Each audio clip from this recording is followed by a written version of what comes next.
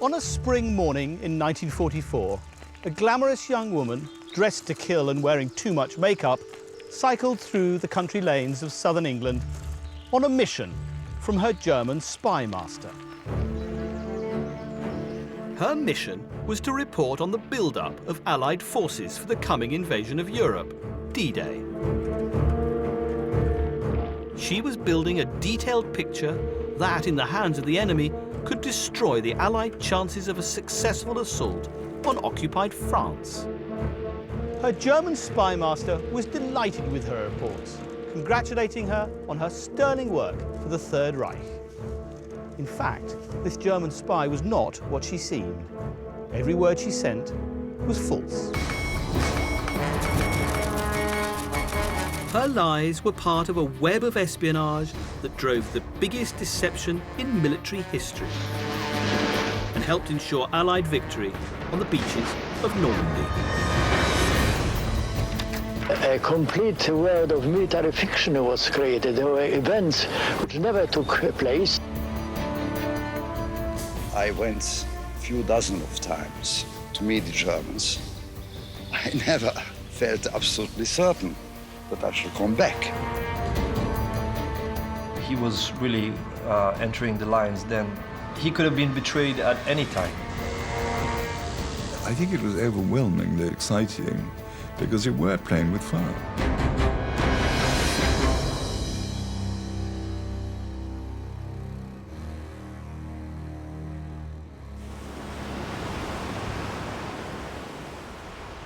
On the morning of June the 6th, 1944, 150,000 Allied troops stormed the beaches of Normandy and broke into Nazi-occupied France.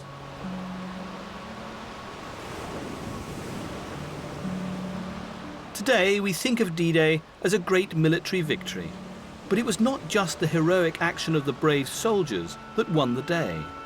Alongside the Allied troops that day was another unseen force. They fought not with guns, bombs and bullets, but with subterfuge and stealth, and a web of espionage spun from 1,000 little lies. 5 spies whose mission was to do nothing less than invade and control the mind of the man at the very top of the Third Reich, Adolf Hitler.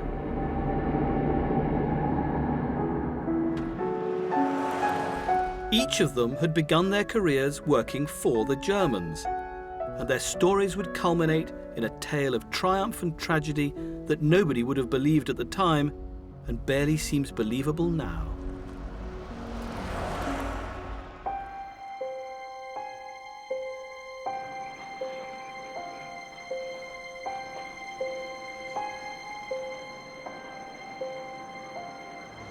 Throughout the war, Hitler believed he had a fully functioning, highly efficient network of spies reporting on the British war effort. In fact, every one of those spies was acting as a double agent under British control. Not some, not most, but all of them. Since the breaking of the German Enigma code in 1940, the British had been able to decipher German radio traffic. And that included spy traffic. Information that would allow them to know when and where every spy sent by Hitler was due to arrive in Britain. The penalty for spying was death. But there was another option. The majority of agents gave themselves up or reported immediately because they wanted to work for us. And so it seemed sensible when we got an agent to at least pretend that he was operating freely. And this opened the possibility of using them for deception.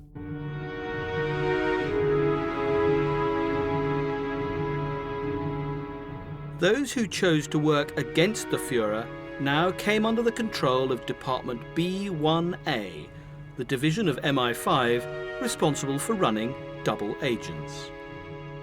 The unit's presiding genius was Lieutenant Colonel Thomas Argyle Robertson, known to his friends by his initials, TAR. His nickname was Passion Pants, on account of his tartan trousers and flirtatious manner. He was a natural gambler with a ruthless streak and an uncanny knack for seeing into the darker corners of the human mind.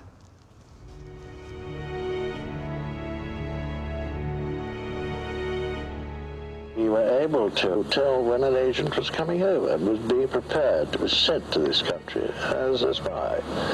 So that you could welcome him? So that we could welcome him, which we did in no uncertain terms, I can assure you. We generally knew when he was going to arrive and where he was going to arrive. He was a lovely man. He was frightfully good looking. He sauntered into the office in his tartan trews and was always very friendly with everybody and had a great sparkle in his eye. I don't think he was a scholar particularly, but I think he had a certain sort of special brain that was able to see round corners and invent things that would become believable if they were put across in a certain way. Tarr Robertson planned espionage with the top-secret 20, or Double Cross Committee. Churchill himself had assembled this group of men who could see around corners, because he knew that Hitler and his military tended to think in straight lines. The Germans' ruthless efficiency made them more vulnerable to deception. They were so proud of the fact that they'd got these agents in this country. Therefore, they're sort of more gullible. The 20 Committee now planned to gamble this pack of double agents on one great deception, even if this meant they could never be used again. D-Day was that opportunity. Hitler's war had become the bloodiest in history.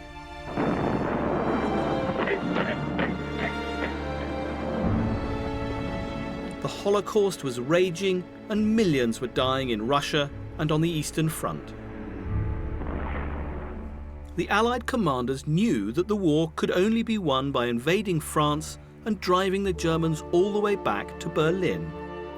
But Hitler had constructed a zone of death to defend the coast, the Atlantic Wall. And his forces greatly outnumbered the Allies. Churchill knew he couldn't win by brute strength alone. Everyone knew the invasion was coming. The vital question was where. Hitler believed an attack would come in Calais, the nearest French port to Britain, and here he massed a huge defensive force. It was the obvious target, and therefore the British decided not to attack it. Normandy was further away, but it had gently sloping beaches, ideal for landing thousands of troops. It was also less heavily defended than Calais. But for the invasion to succeed, the Allies had to ensure that the huge numbers of German troops around Calais stayed where they were. Because if they moved south and reinforced Normandy, then the breakthrough would not happen. And D-Day might end in a bloodbath. At Tehran in November 1943, the Allied leaders secretly agreed that Normandy would be the invasion target. Churchill turned to Stalin and remarked, "The truth is so precious, she must be protected by a bodyguard of lies." Thus was born the code name for the great D-Day deception, Operation Bodyguard. And Tarr's spies would form the bodyguard of lies to protect the Normandy invasion. It did occur to me we could give them true information laced with a certain amount of false information. And we were also able to build that up and introduce a certain amount of strategic deception. With his team of double agents, Tarr Robertson now went on the offensive. He realised he could take Hitler's prized espionage weapons and use them against him. From his stable of double agents, Tarr had selected the 5 spies he knew were most trusted by the Germans. They would each deliver to Hitler separate pieces of the jigsaw to create the picture they wanted him to see. An imminent attack on Calais of epic proportions. If Robertson's gamble paid off, the prize was victory. But if it failed and the plot was rumbled, then disaster loomed.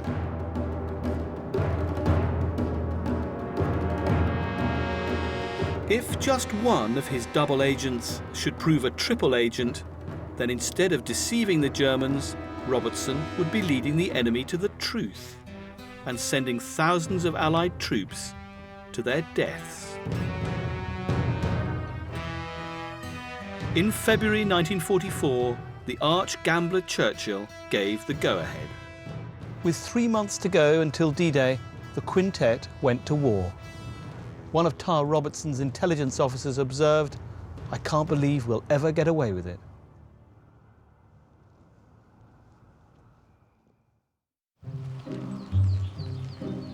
First out on the road was Agent Treasure.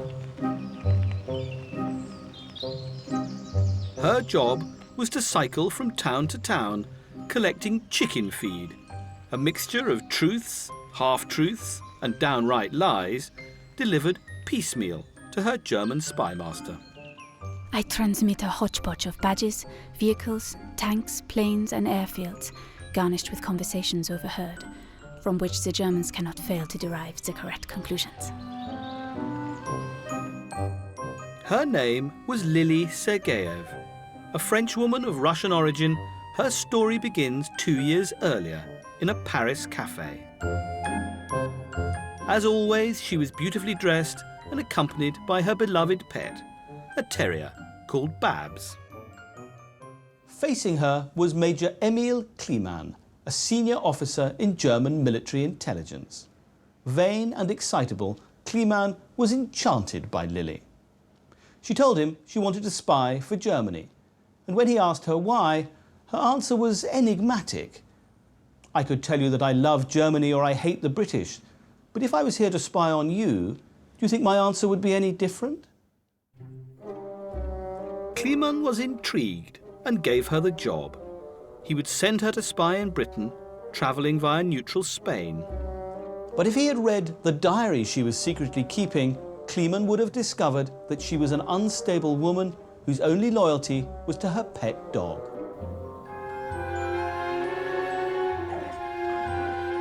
Babs lifts up his shaggy, truffle-like nose and looks at me inquiringly. And I say in his pink ear, "It's a grand game, but if we lose our lives." Once in Madrid, Lily knocked on the door of the British embassy and immediately offered her services to the Allies as a spy. She claimed her hold over Kleemann would make her an ideal double agent once she got to Britain. But there was a catch. Treasure insisted that Babs must come too. You probably think I'm ridiculous. To you, it's just a dog. But to me, it's Babs, and worth more than £1 million. The demand ran slap into one of the most cherished institutions of British bureaucracy, the quarantine laws. Babs would have to stay behind. Lily threw a tantrum, but in the end, a compromise was reached. Babs would be held in quarantine in British Gibraltar, with the promise that the dog would join Lily later in England. She handed him over to a British official, said her goodbyes, and boarded the plane for England. Robertson knew that Lily might be a recipe for trouble, but an agent with a direct link to a senior German intelligence officer could be priceless. But what was Lily up to? Had she always intended to work for the British when she became a German spy? Where did her true allegiance lie? And might she switch sides again?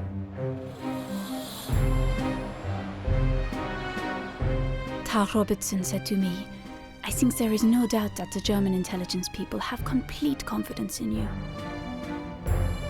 We can pull off what is known in the trade as an intoxication, the sort of thing intelligence men dream about." Lily had expected life as a spy to be glamorous and exciting. Tar Robertson quickly put her straight. He installed her here in a quiet block of flats in West London. and he appointed MI5's only woman case officer to keep an eye on her.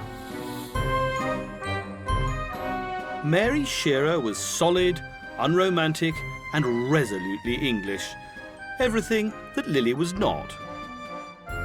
Mary always had a rather stern expression, and she would stare at you in a very meaningful way. One of her favourite expressions was, "Stupid man." Mary always had a dog, so she would very much have been sympathetic to Lily's position, but I would say otherwise they were probably fairly diametrically opposed. I still cannot quite place her. Is she my jailer, or nursery governess, or what? I don't even know what she feels about me, though I suppose this doesn't matter very much. If only I could have my Babs here. I have a feeling that everything would turn out all right. I think it's disgraceful the way they have behaved. Agent Treasure was just one element in the grand deception now being laid out across the country. The Germans needed to be convinced that the Allied spearhead was pointing at Calais.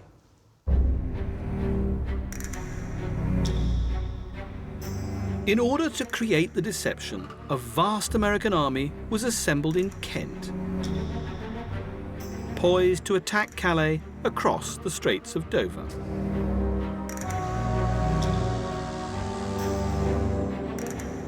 Had any spy planes been watching Kent, they would have seen a formidable invasion force gathering. From a distance, it would look strong enough to break through the Atlantic Wall.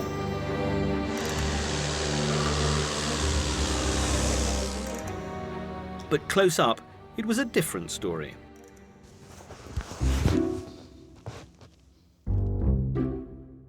To bolster the illusion of strength, large numbers of inflatable tanks and dummy aircraft were assembled in the Kent countryside, which would look like the real thing to German reconnaissance planes.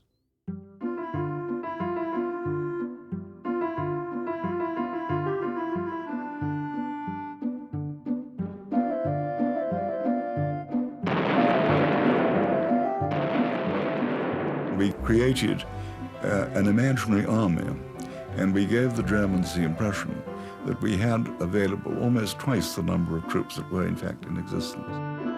To lead this bogus army, a real general was appointed, the legendary pistol-toting victor of the Sicilian campaign, George Patton. An inspired choice because Hitler regarded the American general as his most formidable adversary. One of the lessons one learns in putting over a deception plan is not to explain it to the Germans, not to detail it, but to give them a mass of information from apparently different sources, which enables them to put the jigsaw puzzle together and draw their own conclusions.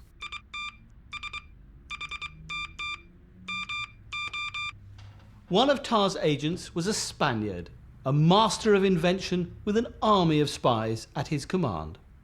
Juan Pujol had a diploma in chicken farming, an overactive imagination, and a deep-seated hatred for Hitler. A natural performer and a man of many guises, Tarr Robertson codenamed him Garbo.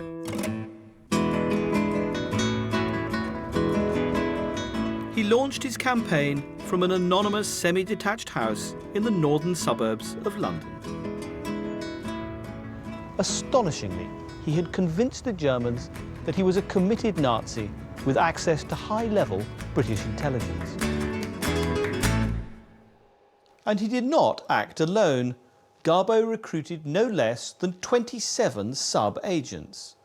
These included an army sergeant, an English secretary, a waiter from Gibraltar, a travelling salesman, 2 Venezuelan students, and a disgruntled seaman from Swansea.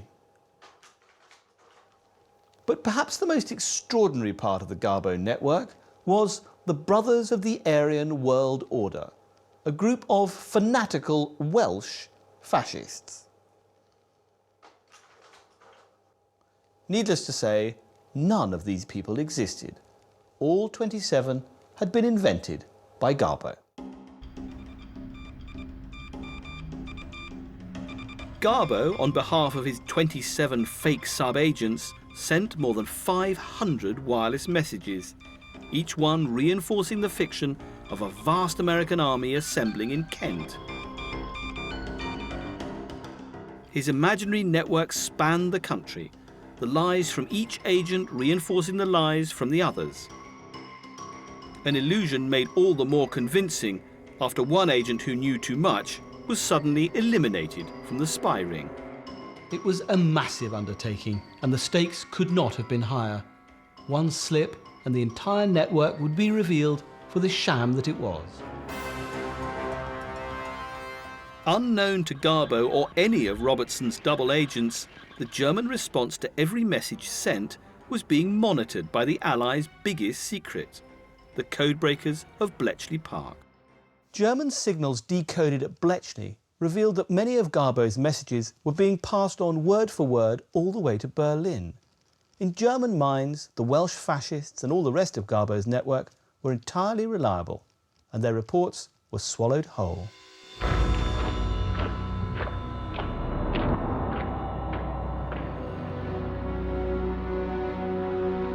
German reinforcements poured into Calais to prepare for an invasion.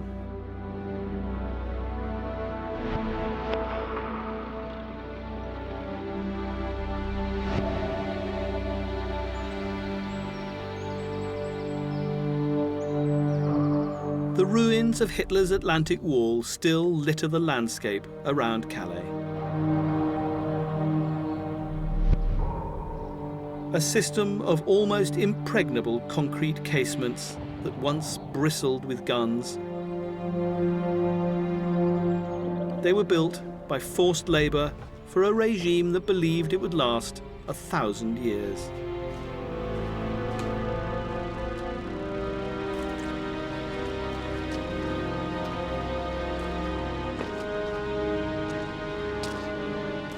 The bunkers were a warren lived in by hundreds of men, and deep inside these fortresses can be found a testament to the Nazis' belief in their invulnerability. Down here in the bunker, there's lots of graffiti showing just how confident the Germans were.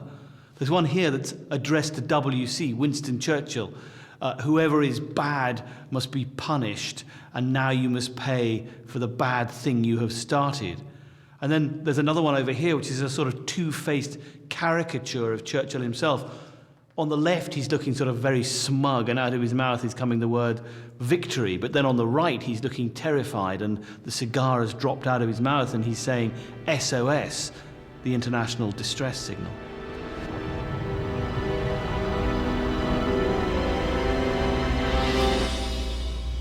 Several hundred miles to the north of Calais, another deception was underway. While Garbo was busy inventing one army, another was being created up on the east coast of Scotland. This was the work of the third of Robertson's spies, Agent Brutus.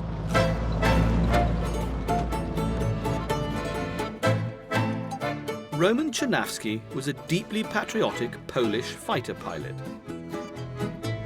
A professional soldier who had devoted himself to becoming an expert spy. A complete world of military fiction was created. There were events which never took place. All units, all kind of, starting from regiments up to division, even armies were created. People who never were born, generals, English or American, never existed. There were thousands of signposts put all around. But really, there were no troops here, no units in this beautiful, quiet countryside like it's today.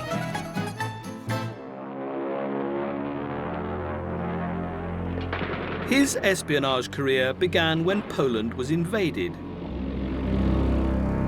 He then fled to France and began working for the resistance and spying for the British.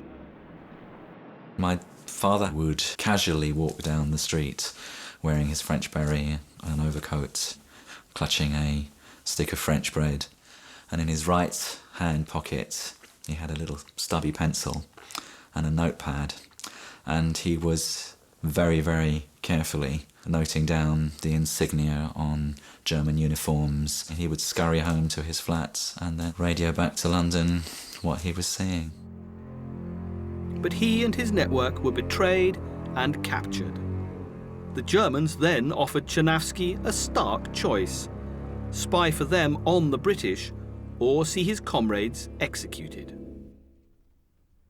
There was a very powerful moral code that drove what he considered to be right or wrong conduct. In those crucial few months when he was negotiating and bargaining for his own freedom and the freedom of his agents, he believed overwhelmingly that what he was doing was right and good and in the interests of the country that he loved.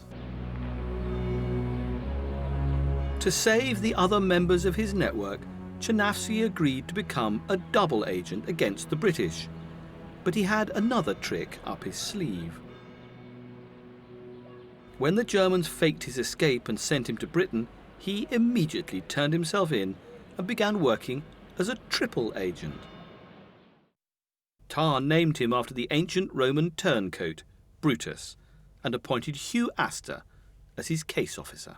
We decided that Brutus could be a principal channel for deception. As a cover, he took a job working with the Polish army exiled in Britain. Occasionally, I'd send him out on an espionage mission to see what he could pick up. In the space of 2 or 3 days, he'd come back with the most extraordinary amount of information.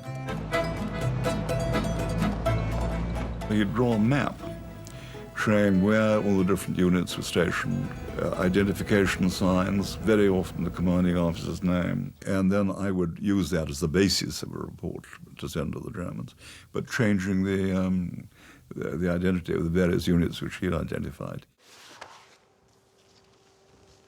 As a professional soldier, Brutus's reports carried weight in Berlin. The army he now invented in Scotland was intended to do precisely the same thing as the fake army in Kent. By threatening an invasion of Norway, it might keep the occupying troops bottled up there and away from the real battlefields in Normandy. Brutus did not always send the messages himself. He had his own Polish operator who would transmit for him. Radio operators are always known as pianists, and so his radio operator was codenamed Chopin, which seemed appropriate for a Polish pianist. Transmitting telegraphies is very much like handwriting. It can be identified. I would follow, as far as possible, his procedures, but substituting imaginary units for the real ones. So now, 2 fake armies had been conjured into existence. One in Scotland and the other in Kent. Meanwhile, the real invasion army was beginning to mobilise in southern England for the biggest amphibious assault in history.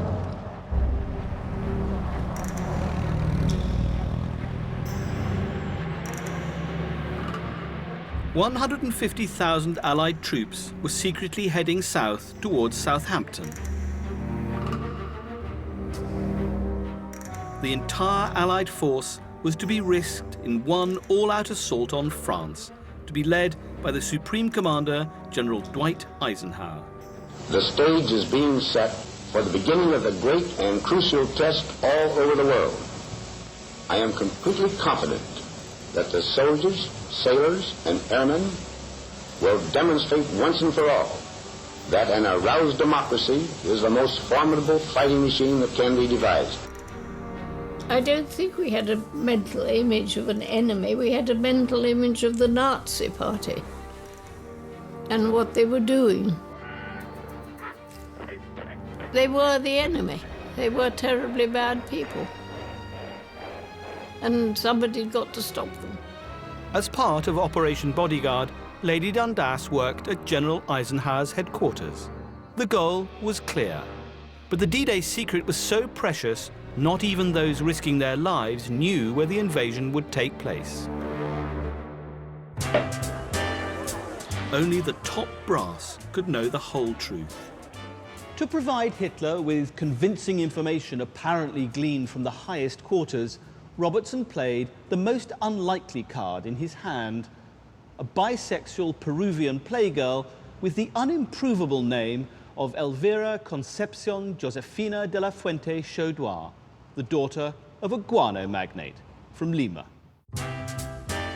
An international party girl with a penchant for gambling and the high life, Elvira was slow to make her mark when recruited by British intelligence, who had sent her on a mission to charm her way into the German Secret Service. She ended up on her natural playground, the south of France, and then felt rather embarrassed and guilty that she hadn't done more work. And she was rather enjoying sunning herself, and she was a great gambler and a very good card player. She was a great poker player. She was approached by a German who she'd befriended, I think, in the casinos, and he asked whether she'd be willing to work for him in England. And after a good deal of thought, she said yes, she would.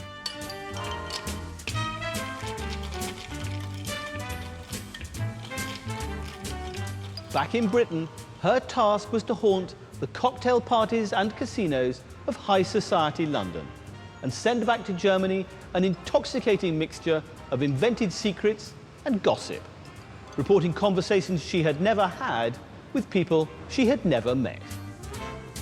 Churchill had ordered that no codename should give a hint at an agent's true identity, a rule that the double-cross team cheerfully and consistently ignored.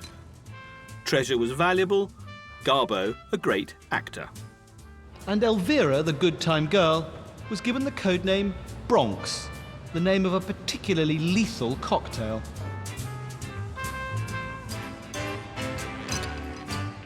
Bronx sent her messages not by wireless, but by post, writing to her German spy master between the lines of ordinary letters using a matchstick, impregnated with secret ink. Using the impregnated match, secret invisible messages could be written over ordinary correspondence. Once in enemy hands, the ink would be chemically developed to reveal the key information. Samples of Bronx's letters have been released to the National Archives in Kew. Tell me what we have here in this file. Well, this is the file of Bronx, one of the double agents, and it includes a whole range of documents relating to the way she was controlled in the United Kingdom, but also some of the texts of some of the secret messages that she sent to her German controllers. What is this, Mark? Yeah, this is a photograph taken by MI5 of the secret message, which was written underneath a message.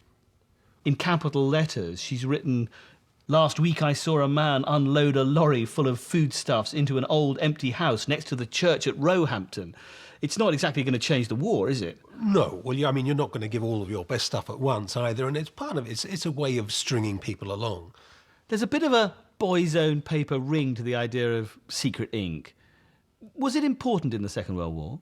Yeah, and it had been since the First World War. But, I mean, the point about this sort of means of communication is it just took an awfully long time, because it's going to take the best part of 2 weeks to get there, probably. So it's a kind of cumulative effect, her traffic? Yeah, and it's also making the best of what you got, because if you don't have wireless communications, how are you going to do it? No mobile phones in that time.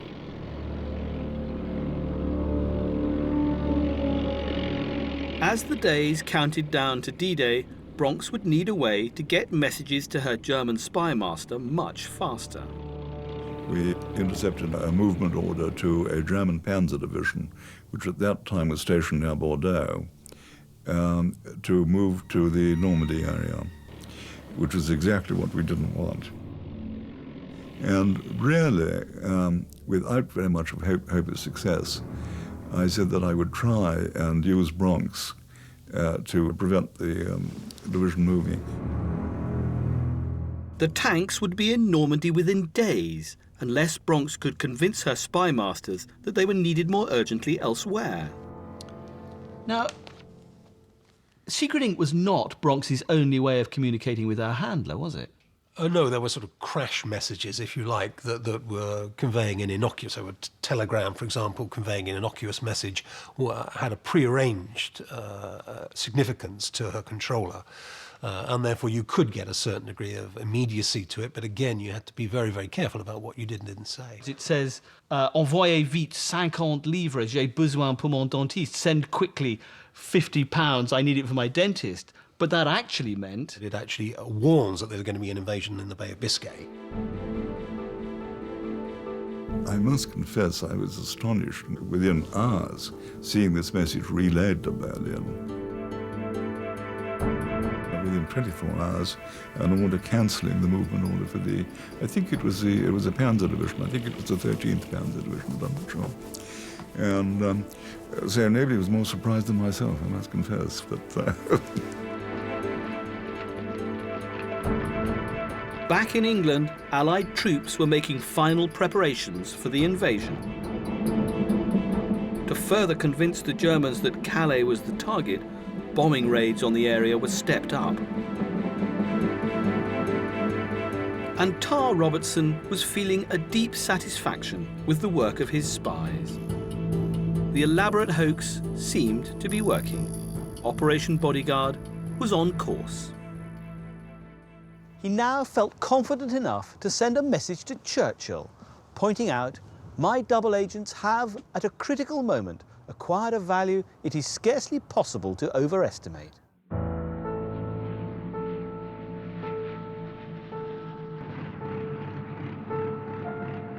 But to drive home the D-Day lie, Robertson needed an agent brave enough to make direct, personal contact with the enemy. Anybody who goes into the field is courageous. And the Germans were very rough on these people when they caught them. The risk of being caught was quite high. Lisbon, in neutral Portugal, was a hotbed of wartime espionage and a regular haunt of Duško Popov, a flamboyant international dealmaker from Dubrovnik. But his business was simply a cover.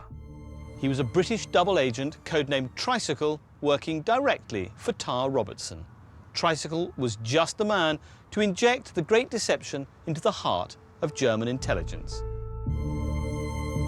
When I was with the Germans, I tried to play the part that I'm a real German spy. Because in that kind of work, you are allowed one mistake, and that's the last one you ever make.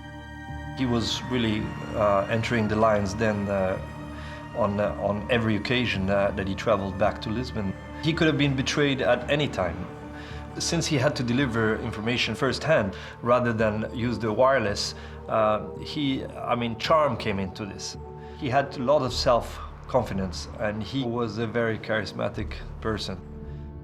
He had trust in his ability to convince the Germans that he was loyal to them. He was taking a huge gamble, but it was a calculated one, because his German spy master was also a British double agent.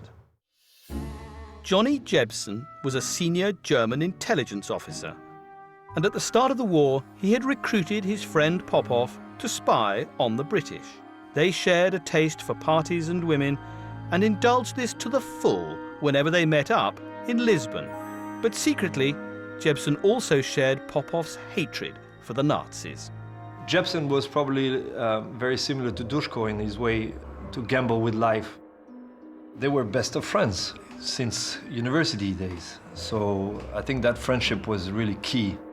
But the close friendship between Popov and his German controller Jebsen was starting to worry MI5. It became apparent that his German controller knew that he was working for us. And this created a new dimension to the game. I was rather gung-ho at that time and felt that we ought to eliminate his controller, but wiser counsel prevailed, and we didn't. Instead, Popov told MI5 that Jebsen was anti-Nazi and should be brought in as another double agent. Jebsen was recruited as agent artist. Johnny was their best source of information in the German Secret Service. He was also able to protect Duško. At one point, they became so important If either of them was uncovered, it could mean the whole deception plan would be lost. As Popov flew back and forth between London and Lisbon, Jebsen was able to provide him and the British with a wealth of information secured from his position deep within the German war machine. Secret weapons, military production, and the innermost workings of German intelligence. And he did more. He also revealed the identities of Germany's top spies operating in Britain, information that would enable the British to catch them. The problem was that these were the very spies under Robertson's command, each responsible for a part of the deception. Only a small number of people knew the whole detail. I mean, some would know the place, others would know the date, others would know the composition of the invading force, but very few people knew the whole story. Since Robertson's spies continued to report to their German spy masters without being arrested, Jebsen came to the obvious conclusion. They were all double agents, and the Germans were being deceived on a massive scale.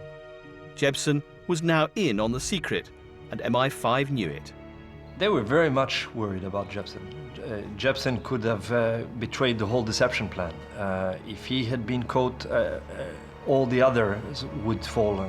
Bletchley Park intercepts also revealed that Berlin was suspicious.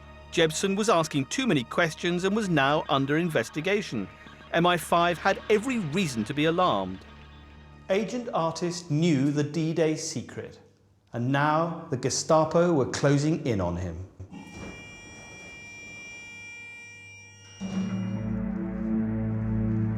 Which left Tar Robertson with an appalling dilemma. If he extracted Jebsen from Lisbon and brought him to the safety of Britain, the Germans might realise their messages were being read. The secret of the Bletchley Park codebreakers had to be protected at all costs. But if Robertson left Agent Artist to his fate, there was a real risk the Gestapo would arrest him. Once he was in their hands, how long would he hold out before he cracked and exposed the entire D-Day deception?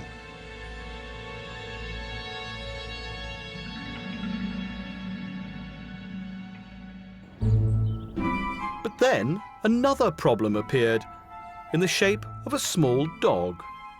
For months, Agent Treasure had badgered MI5 to fulfill their promise and bring her pet dog to Britain. But Babs remained in quarantine in Gibraltar. Increasingly angry, Treasure demanded that the Royal Navy send a submarine to pick up her dog. I admired them. I trusted them. I had faith in British fair play. So they promised me in Madrid, but once they got me to London, they refused.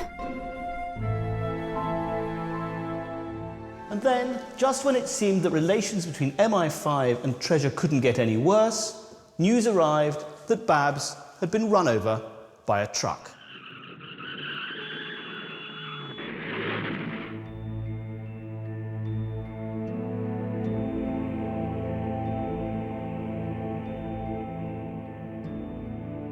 Treasure was heartbroken and furious. She immediately accused Robertson and MI5 of murdering her pet dog. And perhaps she was right. A clue may lie in her MI5 case files.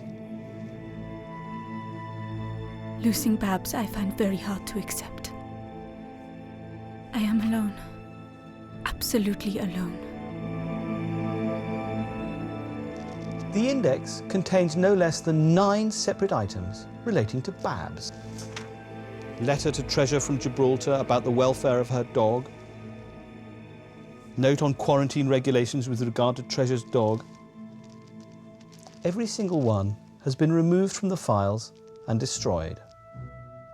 The mystery of Babs's death may never be solved, but its consequences were potentially catastrophic. I can destroy the work of 3 years. Just a double dash, and the Germans will know that I work under the control of the intelligence service. Treasure had kept one vital secret from her British handlers. Emil Kleemann, her German spy master, had instructed her to insert a coded warning into her radio messages if she was caught, to alert him that she was being controlled by the British. This is my revenge. They made me a promise, and they didn't keep it. Now, I shall have them in my power. In Lisbon, meanwhile, events were moving with terrifying speed. Johnny Jebsen, agent artist, was summoned to the offices of German counterintelligence in Lisbon to receive a medal for his services to the Third Reich. But there, his luck ran out. He was ambushed, drugged, and smuggled out of Portugal.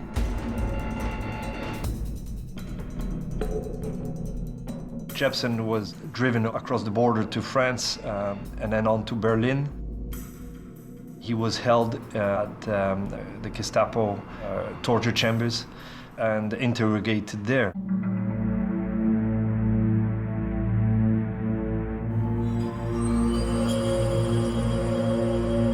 I wouldn't have wanted to be captured by the Germans.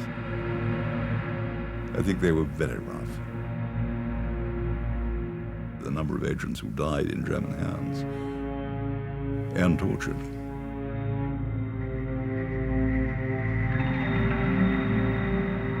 Back in London, Tar received a 3-word message from Lisbon. It was the message he had been dreading.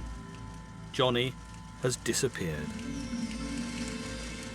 MI5 was swept by near panic. Tar Robertson called a crisis meeting. Should they shut down the entire double-cross operation, or could they continue as if nothing had happened? It was no longer safe for Popov to act as a double agent. I don't think at that point he was wondering or worrying about the deception plan at all. I think here was his best friend being abducted by the Gestapo. Most people didn't think that Johnny would be able to resist interrogation. They all thought he would crack under physical torture. People would have thought, you know, that's it. The game is ended. The fate of Johnny Jebsen and the destiny of thousands of Allied soldiers weighed heavily on Tar's shoulders. And then the ghost of Babs the dog came back to haunt him.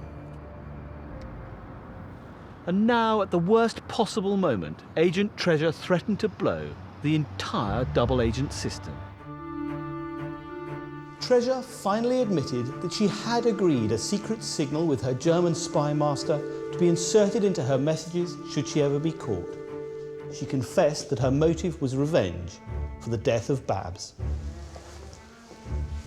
But she refused to say what the secret signal was or whether she'd already sent it.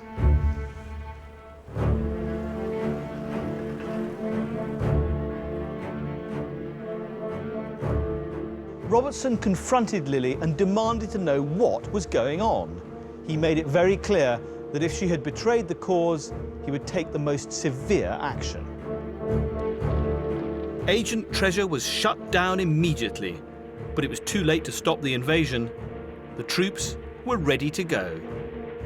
The date was set. The target was fixed. All Tar and his team could do was continue to drive home the deception and pray that Jebsen didn't crack too soon. Day and night, Bletchley Park's codebreakers anxiously scanned hundreds of intercepted signals for any scrap of information that might reveal whether the Germans had found out the truth.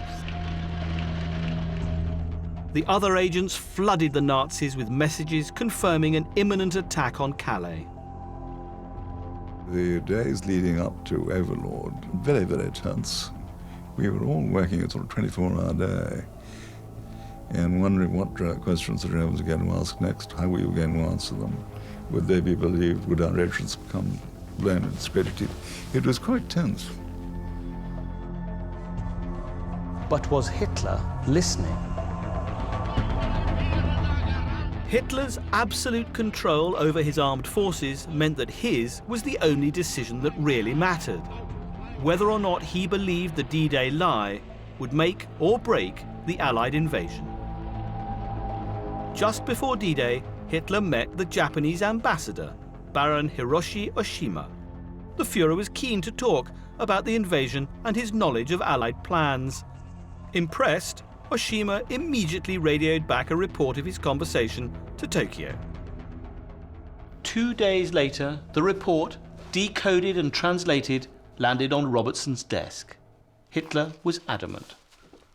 They will come forward all out across the Straits of Dover. The target was Calais.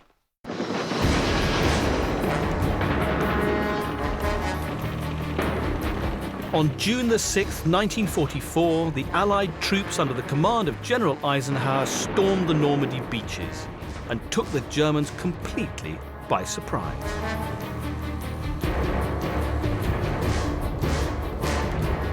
Over 10,000 Allied troops fell on the first day of the invasion.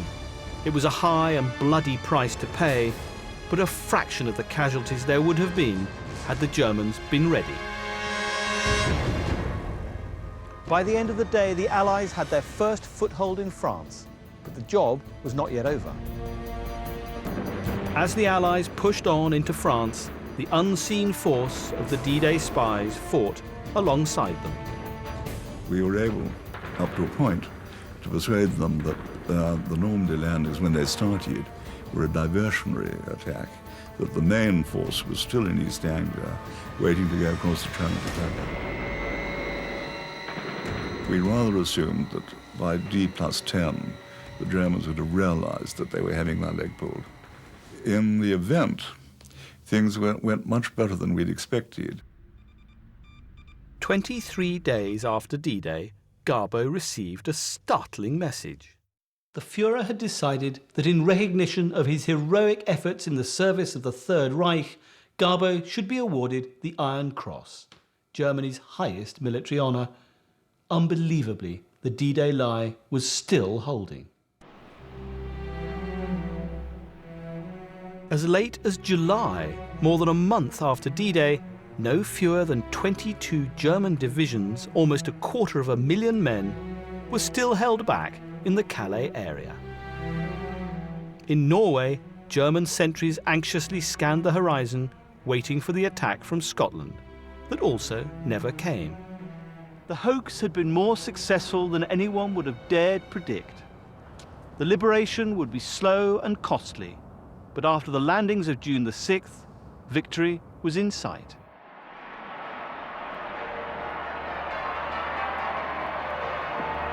Amid the celebrations on VE Day in May 1945, few people raised a glass to Tar Robertson and the Spies of B1A. The work of the double-cross team would remain secret for years after the war.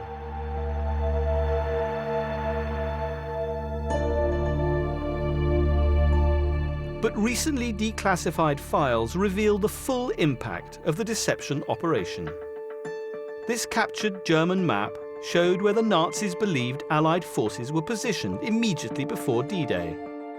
The map corresponds precisely with the lies fed to German intelligence by the D-Day spies. The deception town saved many thousands of lives and was the equivalent to quite a large additional army force.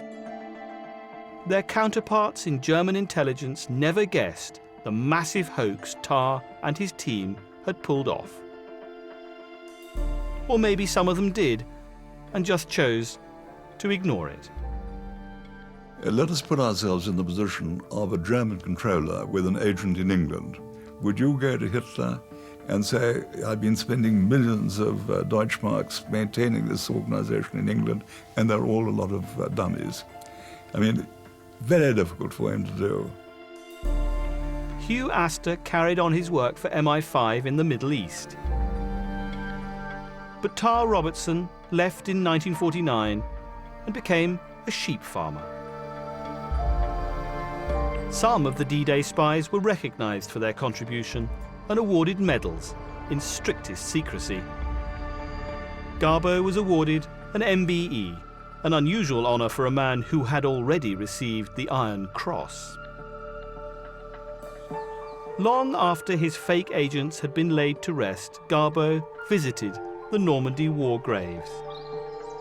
I did all the things that I could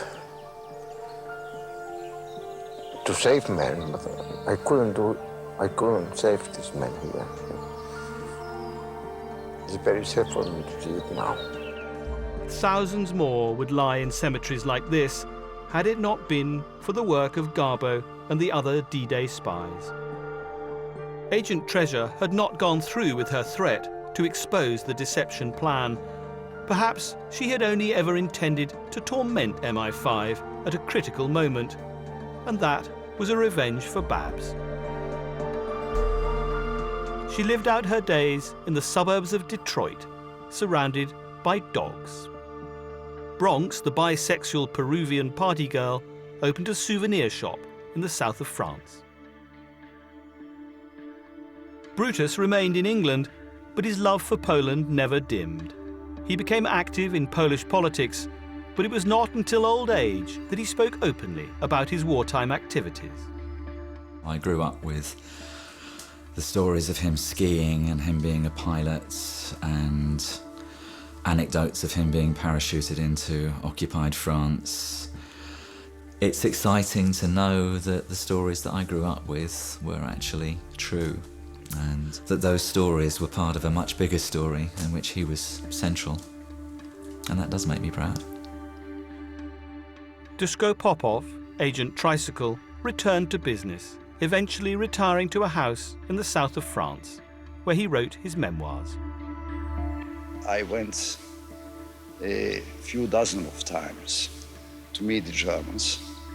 I never felt absolutely certain that I should come back. And it would be lying now to tell you that I wasn't afraid. I was actually terrorized from the first day to the last. His house is still the family home. Popov died in 1981, wondering to the end just what had happened to his friend Johnny Jebsen. These men did extraordinary things during the war, and I think the war called for them to rise to that event, and they took chances probably people wouldn't take during peacetime, but the times called for it. It was war. The fate of Johnny Jebsen, agent artist, is shrouded in mystery. In early 1945, he was moved to one of the most notorious concentration camps in Germany. And 2 months before that camp was liberated, the Gestapo came to collect him. He was never seen again. Johnny Jebsen could have turned history in a different direction and survived, but he chose not to. Like many ordinary, flawed people, he didn't know his own courage until war revealed it. Agent artist Johnny Jebsen was not a conventional D-Day hero, but he was a hero nonetheless.